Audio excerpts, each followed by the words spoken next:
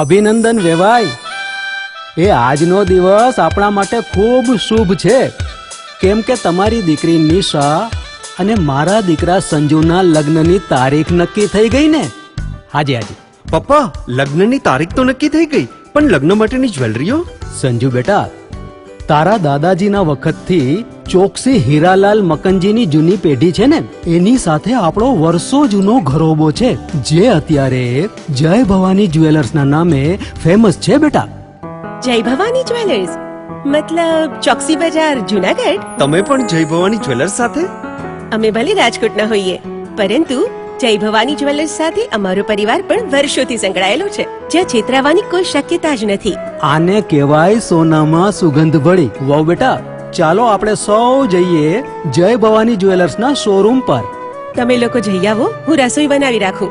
લક્ષ્મી, આપણા દીકરાના લગ્નમાં થોડા દાગીના તારા માટે થઈ જાય. હે ચાલો મમ્મી. ચાલો ચાલ બેટા.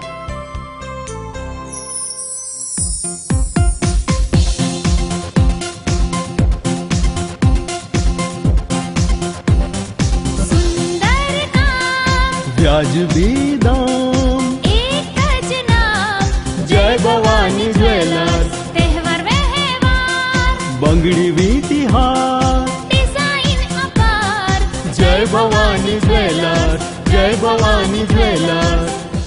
એક્સક્લુઝિવ દાગીના ખરીદવા માટે વિશ્વાસપાત્ર એક જ નામ, જય ભવાની જ્વેલર્સ, ચોકસી બજાર, જુનાગઢ.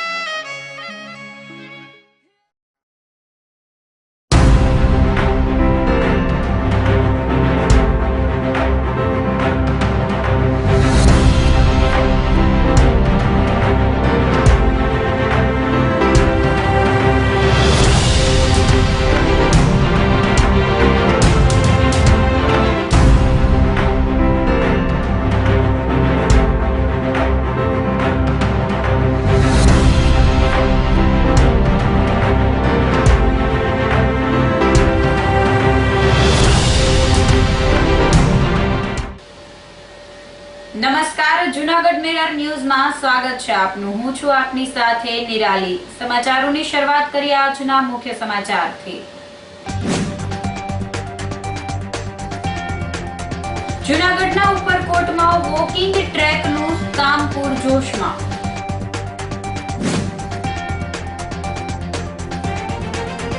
જુનાગઢની જૂની સિવિલ હોસ્પિટલની ઇમારત થઈ ગઈ બિન ઉપયોગી.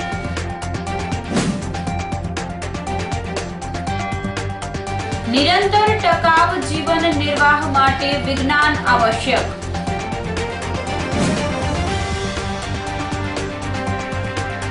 અને વંથલી પાસેથી ખોવાયેલી લાશ મળતા હલચલ. તો આ સાથે જ જોઈએ સમાચારો વિગતવાર. જુનાગઢના ઉપરકોટમાં વોકિંગ ટ્રેકનું કામ પૂરજોશમાં ચાલી રહ્યું છે. ગિરિનગર જુનાગઢના ઐતિહાસિક સ્મારકોને નવા રૂપરંગ આપવામાં આવી રહ્યા છે. ઐતિહાસિક વિરાસત ઉપરકોટ કિલ્લાને વધુ આકર્ષક અને લોકભોગ્ય બનાવવાનું કામ હાથ ધરવામાં આવ્યું છે, જેના ભાગરૂપે ઉપરકોટ ખાતે નગરજનો વોકિંગ કરી શકે તે માટે ટ્રેકનું નિર્માણ કાર્ય શરૂ કરાયું છે.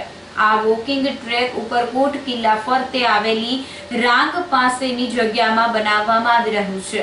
વોકિંગની સાથે લોકો ઉપરકોટની ઊંચાઈથી જુનાગઢ અને ગિરનારના સૌંદર્યનો નજારો પણ માણી શકશે. ટૂંક સમયમાં કામ પૂર્ણ થઈ વોકિંગ ટ્રેક સ્વરૂપે જુનાગઢ વાસીઓને નવી ભેટ પ્રાપ્ત થશે.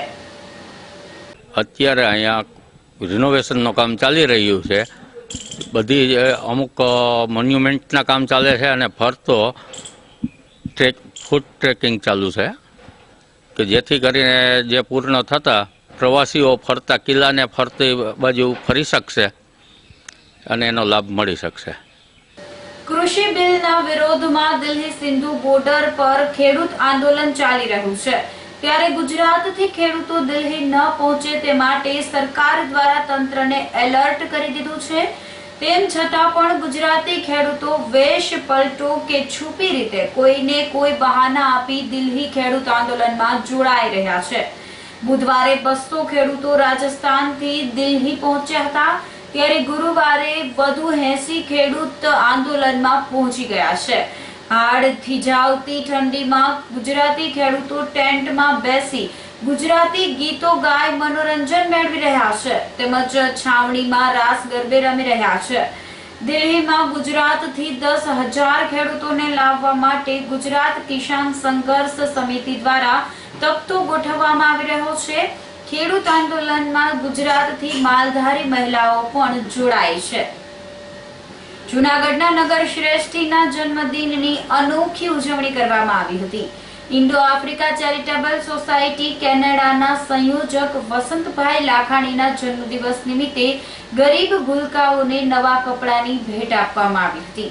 શ્રીજી કિડ્સના સહયોગથી યોજાયેલ આ કાર્યક્રમમાં ભૂતપૂર્વ ડેપ્યુટી મેયર ગિરીશભાઈ કોટેચા, તેમના ધર્મપત્ની ગીતાબેન કોટેચા, આગેવાનો યતીનભાઈ કારિયા, ગિરીશભાઈ આડતિયા, જયેશભાઈ ખખર અને વિપુલભાઈ ભોજાણી વગેરે ઉપસ્થિત રહ્યા હતા. બાળકો નવા કપડાની ભેટ મેળવીને ખુશખુશાલ થઈ ગયા હતા. ઇન્ડો આફ્રિકા ચેરિટેબલ સોસાયટી કેનેડાના મુખ્ય સંયોજક માનનીય શ્રી વસંતભાઈ લાખાણીના જન્મદિવસ નિમિત્તે અહીં ભવનાથ ખાતે શ્રીજી કિડ્સના સહયોગથી 50 બાળકોને 1 થી 5 વર્ષના બાળકોને કપડાની નવી જોડી આપવામાં આવી હતી. આ કાર્યની અંદર જૂનાગઢ શહેરના ભૂતપૂર્વ ડેપ્યુટી મેયર અને રઘુવીર સેનાના સુપ્રીમો ગિરીશભાઈ કોટેચા, ગીતાબેન કોટેચા તેમજ જૂનાગઢ જિલ્લા રઘુવીર સેનાના ગિરીશભાઈ આડતિયા, વિપુલભાઈ ભોજાણી, જયેશભાઈ ખક્કર તમામ લોકોએ ખૂબ સારો સહયોગ આપી અને બાળકોને ખુશ કરી આપ્યા.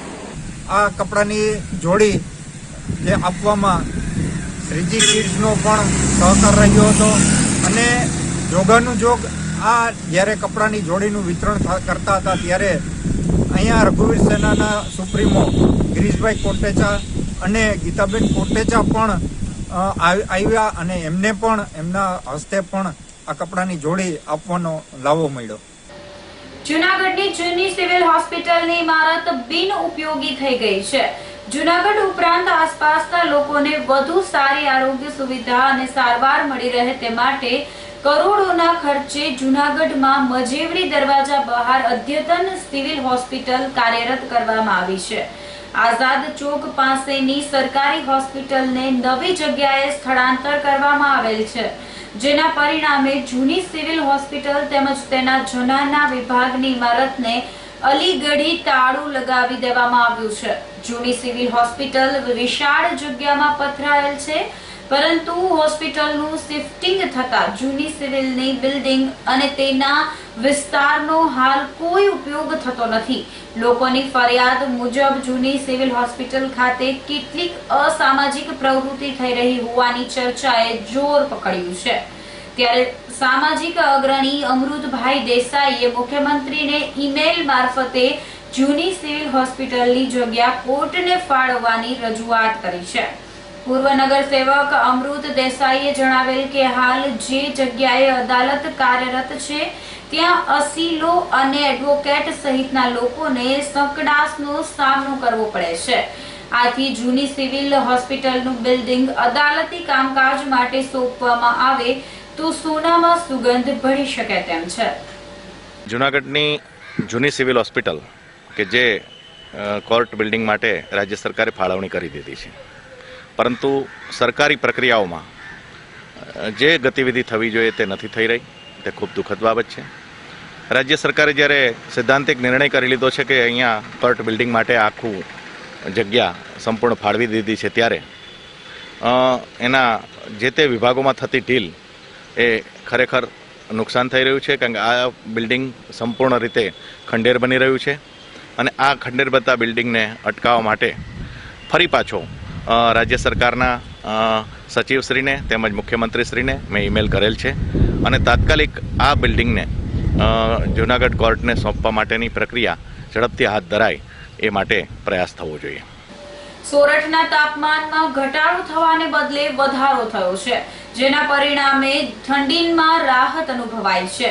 બુધવારે જૂનાગઢનું લઘુત્તમ તાપમાન 15.5 ડિગ્રી રહ્યા બાદ ગુરુવારે તાપમાનનો પારો 16.4 ડિગ્રીએ સ્થિત થયો હતો. જો કે ગિરનાર પર્વત ખાતે 11.4 ડિગ્રી ઠંડી રહી હતી. તાપમાન વધવાને લઈને ઠંડીમાં અંશતઃ ઘટાડો થતા લોકોએ નિરાંતનો શ્વાસ લીધો છે. સવારે વાતાવરણમાં ભેજનું પ્રમાણ 66% રહ્યું હતું, પરંતુ 8.6 કિલોમીટરની ઝડપે પવન ફૂંકાતા ઠંડીને પીછેહટ કરવી પડી છે. ભેસાણના માર્ગોનું નવીનીકરણ હાથ ધરવામાં આવ્યું છે. ભેસાણ ખાતે જૂનાગઢ રોડ અત્યંત બિસ્માર થઈ ગયો હતો. રાણપુર ગામ સુધીના માર્ગ પર ડામરનું નામો નિશાન પણ રહ્યું ન હતું. આગેવાનોની રજૂઆતના પગલે માર્ગ અને મકાન વિભાગ દ્વારા રીકાર્પેટની કામગીરી શરૂ કરવામાં આવી છે. પેવર મશીનથી રીકાર્પેટની કામગીરી માટે રાત દિવસ એક કરવામાં આવ્યા છે. આ રસ્તાને નવો બનાવવાનું કામ શરૂ થતા ગ્રામજનો સહિતના લોકોએ રાહત અનુભવી હતી. આ રાજ્ય ધોરીમાર્ગ અતિ બિસ્માર હાલતમાં હતો. રોડનો ગેરંટી પીરિયડ પણ પૂરો થઈ ગયો હતો, જેથી રસ્તો નવો બનશે કે કેમ તેવો પ્રશ્ન લોકોને સતાવી રહ્યો હતો. પરંતુ પીડબ્લ્યુડીએ રસ્તાની કામગીરી શરૂ કરતા ભેસાણ પંથકના લોકોએ તંત્રનો આભાર વ્યક્ત કર્યો હતો. નિરંતર ટકાઉ જીવન નિર્વાહ માટે વિજ્ઞાન આવશ્યક છે કે નહીં તેની સમજણ આપણને કોઈને નથી, પરંતુ આ વિષય પર એક કાર્યક્રમ યોજાયો હતો.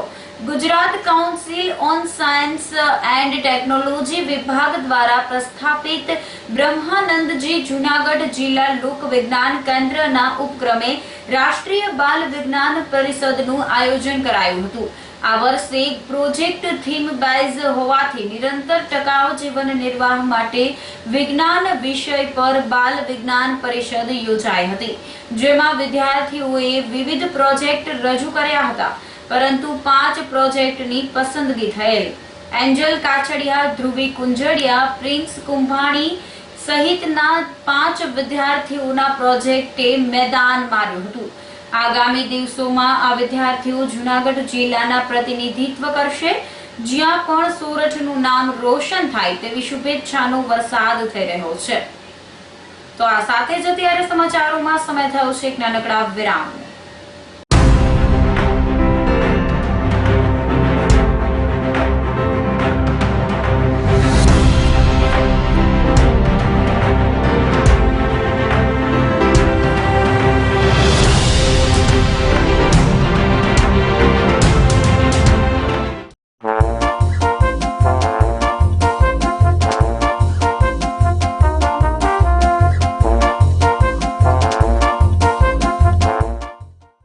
અભિનંદન વેવાઈ, એ આજનો દિવસ આપણા માટે ખૂબ શુભ છે, કેમ કે તમારી દીકરી નિશા અને મારા દીકરા સંજુના લગ્નની તારીખ નક્કી થઈ ગઈ ને.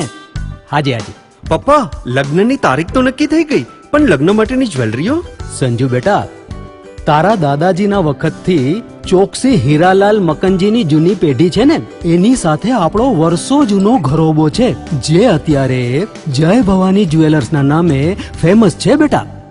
જય ભવાની જ્વેલર્સ મતલબ ચોકસી બજાર જૂનાગઢ? તમે પણ જય ભવાની જ્વેલર્સ સાથે? અમે ભલે રાજકોટના હોઈએ, પરંતુ જય ભવાની જ્વેલર્સ સાથે અમારો પરિવાર પણ વર્ષોથી સંકળાયેલો છે, જ્યાં છેતરાવાની કોઈ શક્યતા જ નથી.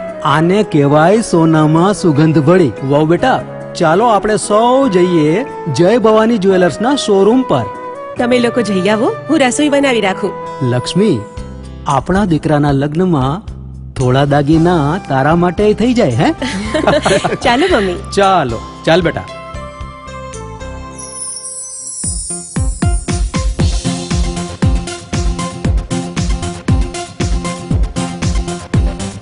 सुंदर વ્યાજબી દામ. एक ज नाम જય ભવાની જ્વેલર્સ, तहेवार व्यवहार બંગડી વીટી હાર. डिजाइन अपार જય ભવાની જ્વેલર્સ, જય ભવાની જ્વેલર્સ. એક્સક્લુઝિવ દાગીના ખરીદવા માટે વિશ્વાસપાત્ર એક જ નામ, જય ભવાની જ્વેલર્સ, ચોકસી બજાર, જૂનાગઢ. છેલ્લા 45 વર્ષથી ગ્રાહક મિત્રોના વિશ્વાસને જાળવી રાખતું સૌરાષ્ટ્રનો નામાંકિત ફર્નિચર મોલ એટલે ન્યૂ નોવેલ્ટી ફર્નિચર. 35,000 સ્ક્વેર ફૂટના વિશાળ એરિયામાં ફર્નિચરનો અદ્યતન ડિસ્પ્લે ધરાવતું શોરૂમ એટલે new novelty furniture. Quality Indian furniture, office furniture તથા ગાર્ડન ફર્નિચરની એકદમ નવી જ રેન્જ, હોફ બ્રાન્ડની રિવોલ્વિંગ ચેર્સ તથા ભારતભરમાં પ્રખ્યાત કરલોન મેટ્રેસીસનું લાઈવ ડિસ્પ્લે. ઘર તથા ઓફિસના ઇન્ટિરિયર માટે wallpaper, wooden flooring, curtain, showpiece, carpet, aluminium Windows અને ફ્લાવર્સની અદ્ભુત રેન્જ. 2 BHK તથા 3 BHK ફર્નિચરના સ્પેશિયલ પેકેજ. અમારી એક મુલાકાત આપના માટે બની રહેશે સંભારનું. ન્યૂ નોવેલ્ટી ફર્નિચર, વાડલા ફાટક, જૂનાગઢ. Mobile number 90 999 48 604.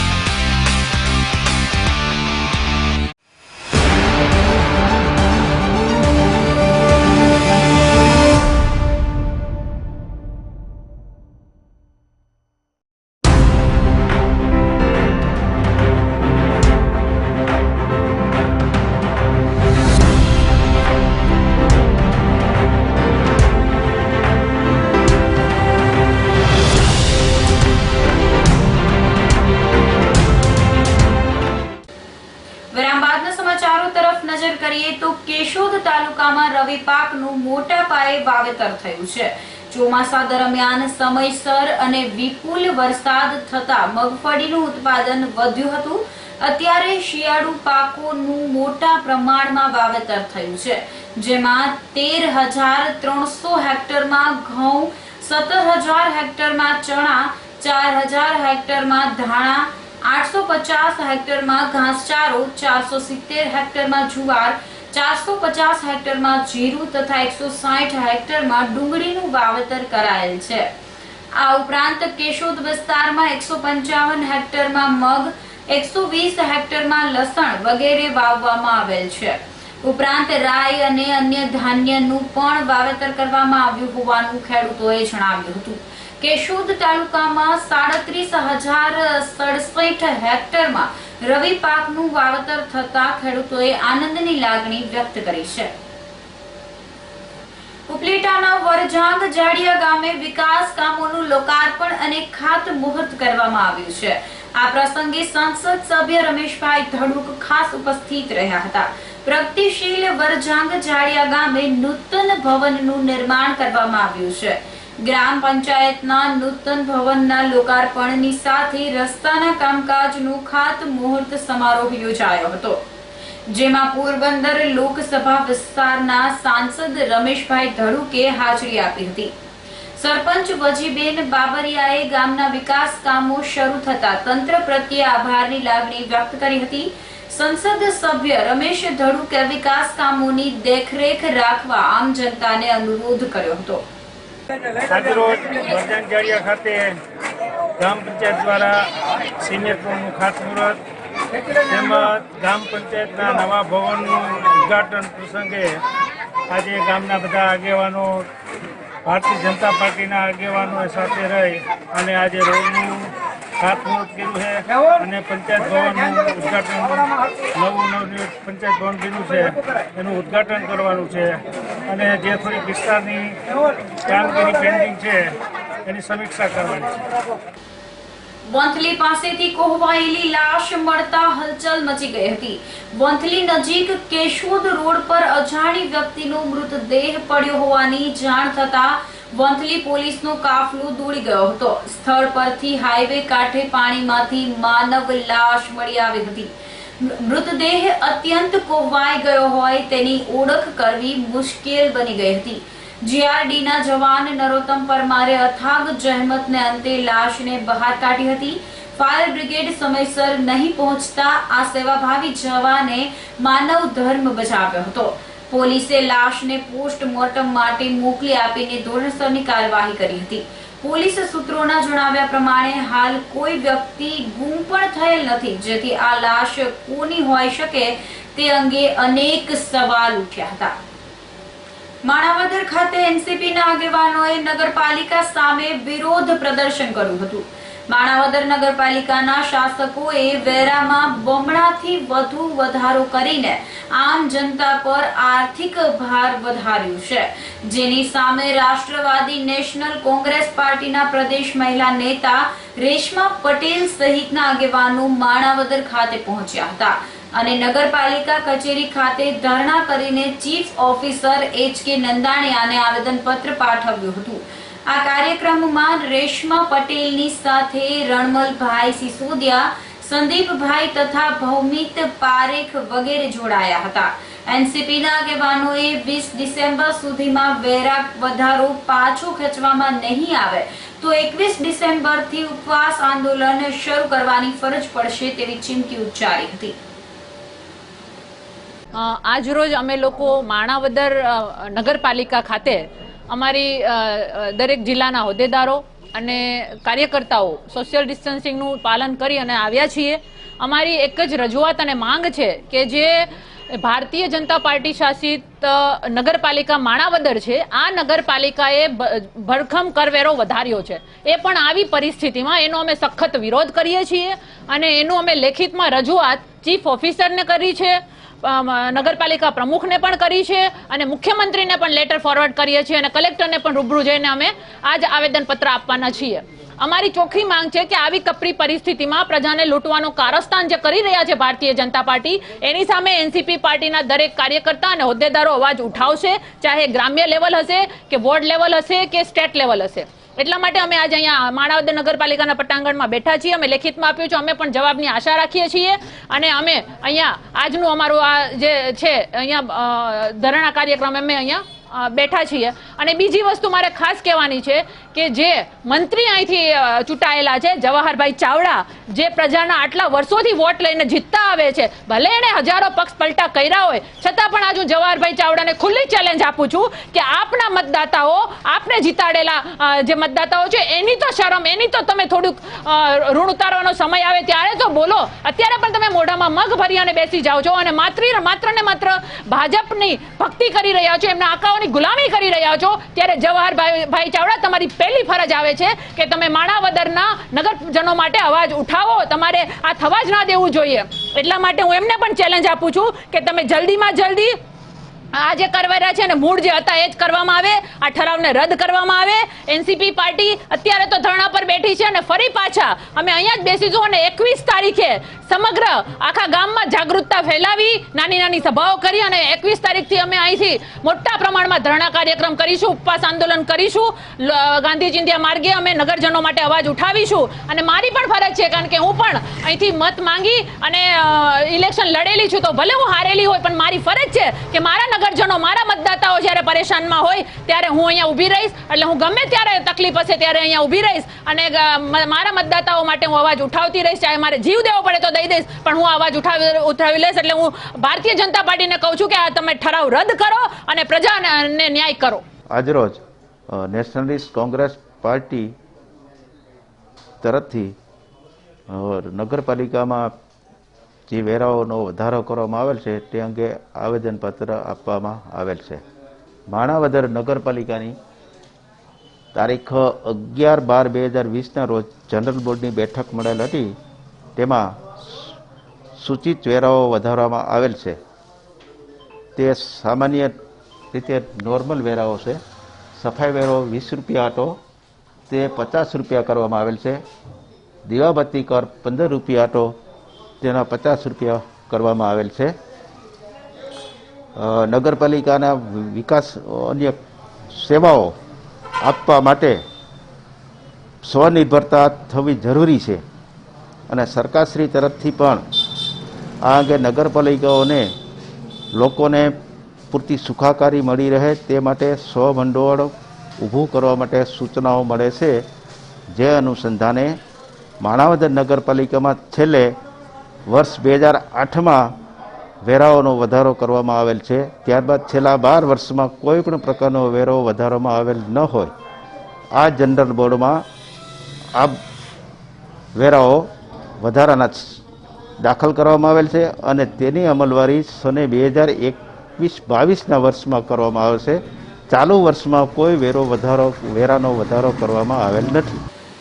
યાત્રાધામ વીરપુરના ખેડૂતે ફુલાવરના પાકમાં રોટાવેટર ફેરવી દીધું હતું. તાજેતરના કમોસમી માવઠાથી વીરપુર જલારામ વિસ્તારમાં ખેડૂતોને મોટા પાયે નુકસાન થયું છે. શાકભાજીની ખેતી કરતા ખેડૂતોને વધુ નુકસાન ભોગવવું પડ્યું છે. વીરપુર ખાતે ઘણા વર્ષોથી કોબીજ અને ફુલાવરની હરસુખભાઈ સાકરિયા ખેતી કરી રહ્યા છે. તેઓએ 22 વીઘા ખેતરમાં ફ્લાવરનો પાક વાવ્યો હતો, પરંતુ માવઠાએ પાકનો સોથ વાળી નાખ્યો હતો, જેનાથી નારાજ થયેલા ખેડૂત હરસુખભાઈ સાકરિયાએ 10 વીઘા જેટલા ફ્લાવરના પાક પર રોટાવેટર ફેરવી દઈને પોતાનો પ્રચંડ આક્રોશ વ્યક્ત કર્યો હતો. આ ધરતીપુત્રએ જણાવ્યું હતું કે પાક નિષ્ફળ જવાની સાથે બિયારણ અને જંતુનાશક દવાનો ખર્ચ પણ એળે ગયો છે. તો આ વર્ષે મેં 20-22 વીઘાનું ફુલાર વાવ્યું છે. અત્યારે થોડાક દિવસ પહેલાં જે વરસાદ અને માવઠાના હિસાબે વાતાવરણમાં જે પલટો માર્યો એમાં ફુલાર કોબીમાં બહુ નુકસાની છે. અત્યારે ફુલાર કોબીમાં રોટાટર મારવાનું કામ ચાલુ છે. આ વાડીએ 2 વીઘા જેવું છે, ઓલી વાડીએ 5-6 વીઘા જેવું છે અને આ રોટાટર મારવાનો જીવ હાલે એમ નથી. પણ હવે આમાં માર્કેટમાં 1 રૂપિયા કિલો કોઈ ફુલાર કોબી લેવા તૈયાર નથી. ફુલાર કોબી લેવા એટલે આવી પોઝિશન છે. આમાં ખેડૂતોને શું સમજવું? ઓછામાં ઓછી વીઘે 15,000 રૂપિયા જેવી નુકસાની છે અને આવી પોઝિશન વીરપુરના ઘણા ખેડૂતોની છે. તેને પણ રોટાવેટર મારી દીધા છે.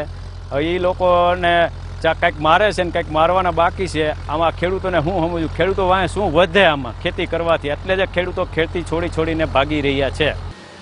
કેન્દ્ર શાસિત દીવ અર્વાચીન પર્યટક કેન્દ્ર તરીકે મહત્વ ધરાવે છે. એટલી જ મહત્તા ઐતિહાસિક નગરી તરીકે પણ દીવની છે. હિન્દુ ધર્મમાં દીવને પૌરાણિક ટાપુ તરીકે સ્થાન આપવામાં આવ્યું છે. શિવ પુરાણની રુદ્ર ઉત્તરાખંડમાં હોવાનો પણ ઉલ્લેખ છે. પોર્ટુગલ શાસનમાંથી 1961માં દીવ મુક્ત થયેલ અને 19 ડિસેમ્બરના દિવસે દીવ મુક્તિ દિનની ઉજવણી કરવામાં આવેલ. કેન્દ્ર શાસિત દીવ એટલે ગુજરાતનું મિની ગોવા ગણાય છે. દીવનો અદ્ભુત અને રમણીય દરિયા કિનારો આકર્ષક અને મનમોહક છે. એક મત પ્રમાણે પારસીઓ ઈરાનથી પોતાનો ધર્મ બચાવવા પવિત્ર અગ્નિ લઈને દીવ નાગવા બંદરે આવેલ અને અહીંથી 20 વર્ષ બાદ સંજાણ બંદરે ગયા હતા. આમ ઐતિહાસિક મહત્વ ધરાવતા દીવ પ્રદેશની મુલાકાત દરેક પ્રવાસીએ લેવી જોઈએ તેવો અનુરોધ કરાયો છે. 19/12/1961 દિવસે ગોવા, દમણ અને દીવ એ આઝાદ થયું. આઝાદીની પછવાડે મુખ્ય ધ્યેય એ હતો કે એ વખતે શ્રી પંડિત જવાહરલાલ નહેરુ જેઓ ભારતના વડાપ્રધાન હતા, મને સાંભળવા મુજબની વાત છે કે પોર્ટુગીઝ ગવર્મેન્ટ ગોવા, દમણ અને દીવ ત્રણેય પોર્ટ પાકિસ્તાનને ભેટ આપવાનું હતું. સુરક્ષાના કારણે આપણા ભારતીય સરહદ જે તટ વિસ્તાર છે, દરિયાનો સરહદી વિસ્તાર છે, એને ઘણું બધું નુકસાન થાય એવું હતું. રાતોરાત નિર્ણય લઈ અને ગોવા, દમણ અને દીવને 19/12/1961 દિવસે આઝાદ થયું.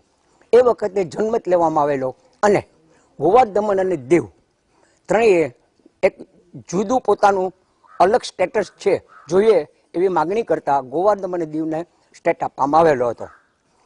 મે 1987 દિવસે દમણ દીવને યુટી બનાવવામાં આવ્યું અને ગોવાને સ્ટેટ બનાવવામાં આવ્યું.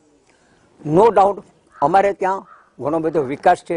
31 ડિસેમ્બર અમે એક દિવાળીની જેમ જ એ પર્વની ઉજવણી એટલા માટે કરીએ કે અમને લોકશાહી મળી, અમને લોકતંત્રના હિસાબે મતાધિકારનો મોટામાં મોટો ફાયદો થયેલો, જે અમૂલ્ય કહી શકાય. અને પોર્ટુગીઝ શાસનની અંદર અમે હતા એટલે અમારા માટે તો એ સોનેરી ઇતિહાસ ગણીએ તો એ જ્યારે ખોટું નથી.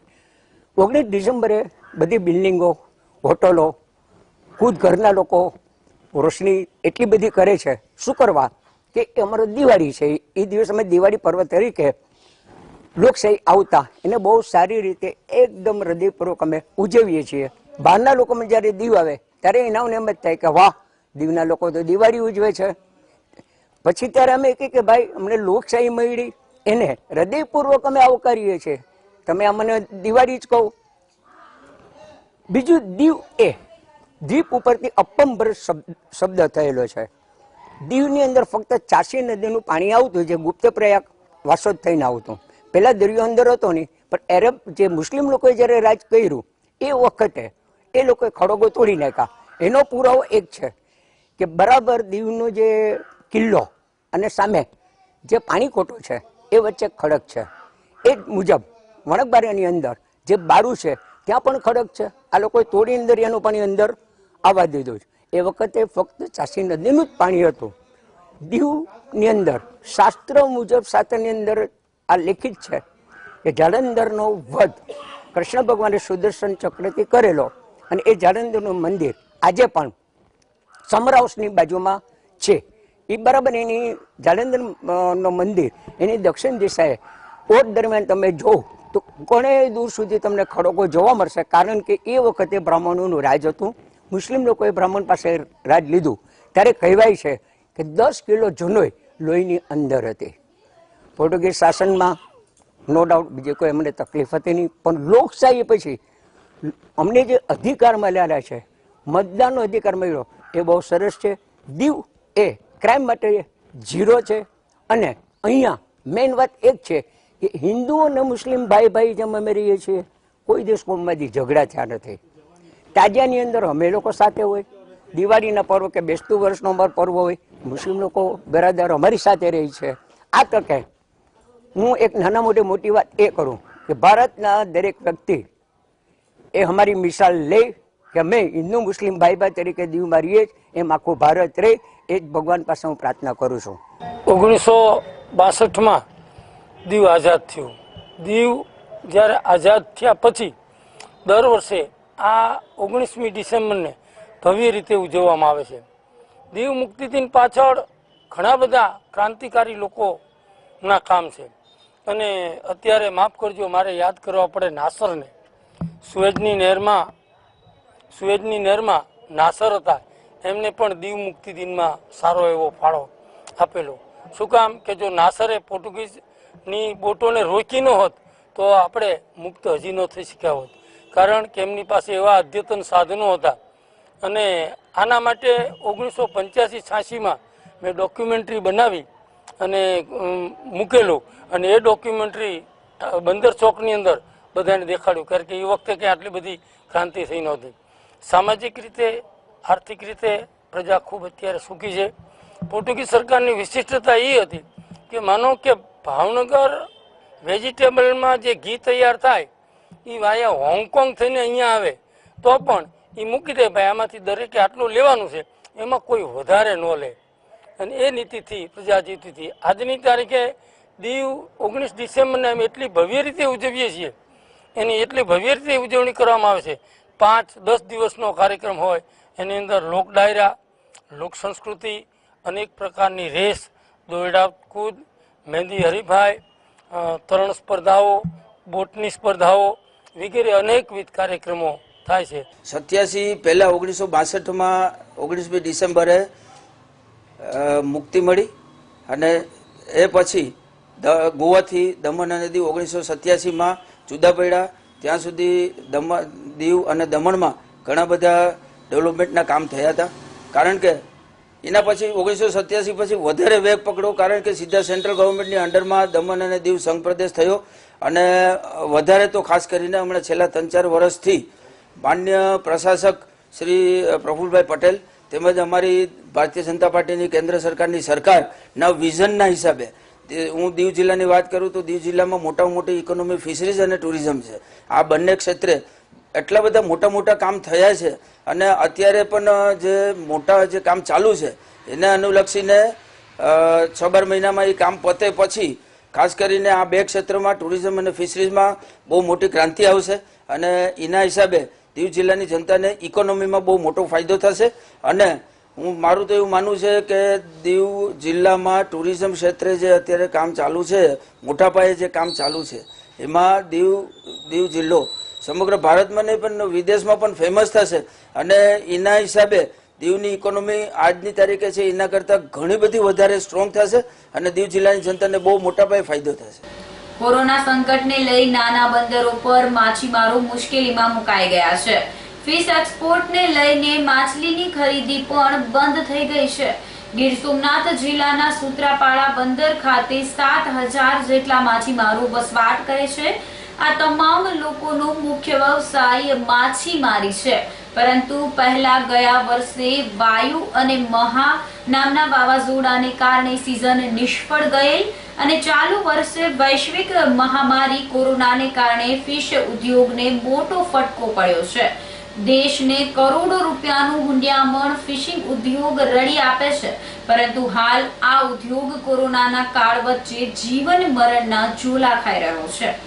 માછીમારોની સમસ્યા અત્યારે આ આખો જો ફિશ ઉદ્યોગ છે એ લગભગ ભંગારને આરે જઈ રહ્યો છે.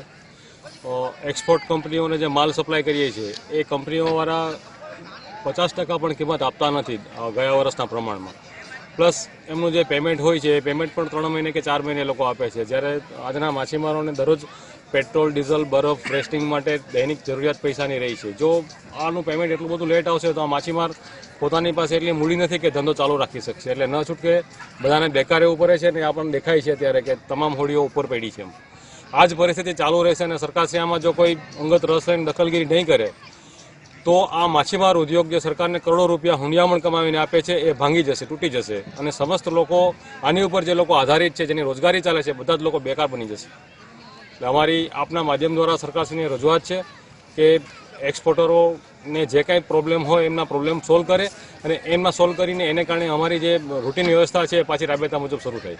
માછીમારનો ધંધો કરી છે છતાં પણ અમને પૂરતો મહેનત નથી મળતી, બરાબર, અને માછલાના ભાવમાં પણ અમને થોડુંક બહુ ઓછો ભાવ મળે છે અને કંપની તરફથી પૈસા બી અમને થોડુંક પેલું લેટ મળે છે. તો અમે કઈ રીતે અમારું ભરણ પોષણ કરીએ અમારા પરિવારનું?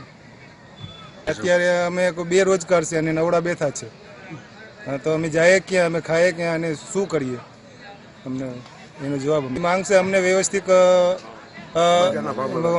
માછલાનો ભાવ મળે અને પૈસા વ્યવસ્થિત ટાઈમસર મળે તો વધારે સારું. ને હમણાં તો હોડી બધી બંધ છે કેમ કે કંપનીઓ વાળા પૈસા કાઢતા નગરીમાં, એટલે સરકાર આના માટે કંઈક જવાબદારી લે વધારે તો હોડી શરૂ થાય એમ છે. નકર તો માછીમાર હાવ ફેલ થઈ જાય. હવે નાના બંદરો બધા બેકાર થઈ ગયા છે. એટલે આમાં સરકારમાં ધ્યાન આપે ને ખરેખર જો પૈસાની સગવડ થાય તો જ માછીમારમાં ટકશે લાંબો ટાઈમ, નકર તો હવે બેસી જાય. તો આ સાથે જ અંતે ફરી એક નજર કરીશું આજના મુખ્ય સમાચાર પર. જૂનાગઢના ઉપરકોટમાં વોકિંગ ટ્રેકનું કામ પૂરજોશમાં.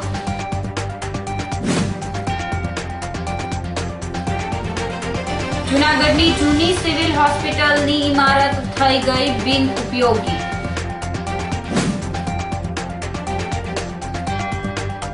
નિરંતર ટકાઉ જીવન નિર્વાહ માટે વિજ્ઞાન આવશ્યક.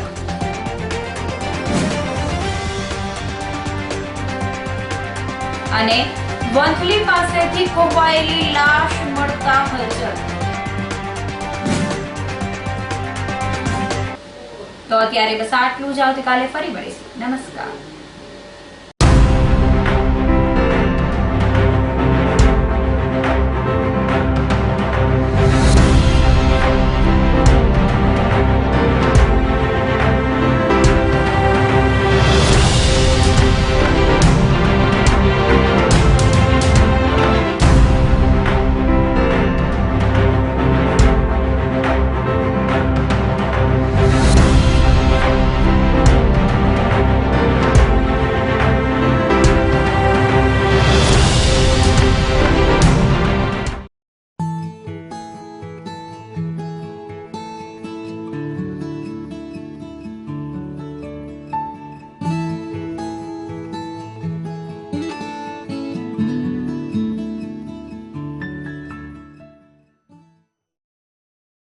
અભિનંદન વેવાઈ. એ આજનો દિવસ આપણા માટે ખૂબ શુભ છે, કેમ કે તમારી દીકરી નિશા અને મારા દીકરા સંજુના લગ્નની તારીખ નક્કી થઈ ગઈ ને. હાજી હાજી. પપ્પા, લગ્નની તારીખ તો નક્કી થઈ ગઈ, પણ લગ્ન માટેની જ્વેલરીઓ? સંજુ બેટા, તારા દાદાજીના વખતથી ચોકસી હીરાલાલ મકનજીની જૂની પેઢી છે ને, એની સાથે આપણો વર્ષો જૂનો ઘરોબો છે, જે અત્યારે જય ભવાની જ્વેલર્સના નામે ફેમસ છે બેટા. જય ભવાની જ્વેલર્સ મતલબ ચોકસી બજાર જુનાગઢ? તમે પણ જય ભવાની જ્વેલર્સ સાથે? અમે ભલે રાજકોટના હોઈએ, પરંતુ જય ભવાની જ્વેલર્સ સાથે અમારો પરિવાર પણ વર્ષોથી સંકળાયેલો છે, જ્યાં છેતરાવાની કોઈ શક્યતા જ નથી. આને કહેવાય સોનામાં સુગંધ ભળી. વાવ બેટા, ચાલો આપણે સૌ જઈએ જય ભવાની જ્વેલર્સના શોરૂમ પર. તમે લોકો જઈ આવો, હું રસોઈ બનાવી રાખું. લક્ષ્મી, આપણા દીકરાના લગ્નમાં થોડા દાગીના તારા માટે થઈ જાય હે? ચાલો મમ્મી. ચાલો ચાલ બેટા.